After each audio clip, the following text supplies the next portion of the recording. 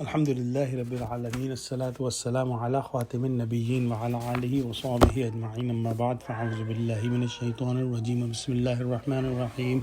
قال الله تعالى في سورة الأنعام: وَلَقَدِ اسْتُهْزِئَ بِرُسُلٍ مِّن قَبْلِكَ فَحَاقَ بِالَّذِينَ سَخِرُوا مِنْهُمْ مَا كَانُوا بِهِ يَسْتَهْزِئُونَ۔ ترجمہ: اور تم سے پہلے بھی پیغمبروں کے ساتھ تمسخر ہوتے رہے ہیں، سو جو لوگ ان میں سے تمسخر کیا کرتے تھے ان کو تمسخر کی سزا نے آ گھیرا۔ پچھلی آیتوں میں ہم نے پڑھا کہ جو قریش مکہ حضور صلی اللہ علیہ وآلہ وسلم سے نشانیاں مانگتے تھے ان کا جواب اللہ سبحانہ وتعالی نے بیان فرمایا۔ ان آیتوں میں اللہ سبحانہ وتعالی حضور صلی اللہ علیہ وآلہ وسلم کو تسلی دے رہے ہیں کہ ان لوگوں کے استہزاء اور تمسخر سے دلگیر نہ ہوں، یہ کوئی نئی بات نہیں۔ انبیاء سابقین کو بھی ان حالات سے دوچار ہونا پڑا ہے۔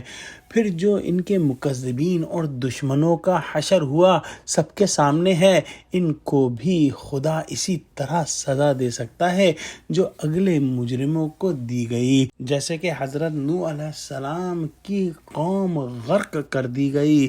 حضرت نوح علیہ السلام کو جب اللہ سبحانہ وتعالی نے حکم عطا فرمایا کہ کشتی بنائیں اور وہ خشکی پر کشتی بناتے تو ان کی قوم کے لوگ ان سے استہزاء کرتے اور یہ استہزاء کرنے والے لوگ غرق کر دیے گئے۔ اگلی آیت میں ارشاد فرمایا: قُلْ سِيرُوا فِي الْأَرْضِ ثُمَّ انظُرُوا كَيْفَ كَانَ عَاقِبَةُ الْمُكَذِّبِينَ۔ ترجمہ: کہو کہ اے منکرین رسالت، ملک میں چلو پھرو، پھر دیکھو کہ جھٹلانے والوں کا کیا انجام ہوا۔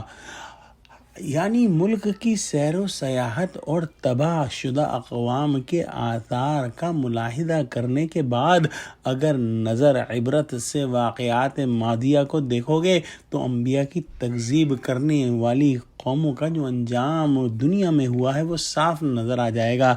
اسی سے قیاس کر لو کہ جب تکذیب کرنے والوں کا یہ حشر ہوا تو استہزاء کرنے والوں کا کیا حشر ہوگا۔ تکذیب کرنا یہ ہے کہ نبی کی دعوت کو جھٹلا دیا جائے، اور استہزاء یا مذاق اڑانے کا مطلب یہ ہے کہ نہ صرف اس نبی کی دعوت کو رد کر دیا جائے بلکہ اس کا مذاق بنایا جائے، جو کہ تکذیب سے زیادہ بڑا گناہ ہے۔ دعا کرتے ہیں کہ اللہ سبحانہ وتعالی ہم کو قرآن کا فہم عطا فرما اور ہم کو جھٹلانے والے اور تمسخر کیا کرنے والوں میں شامل نہ فرما، آمین۔ وآخر دعوانا الحمد للہ رب العالمین۔ السلام علیکم ورحمۃ اللہ وبرکاتہ۔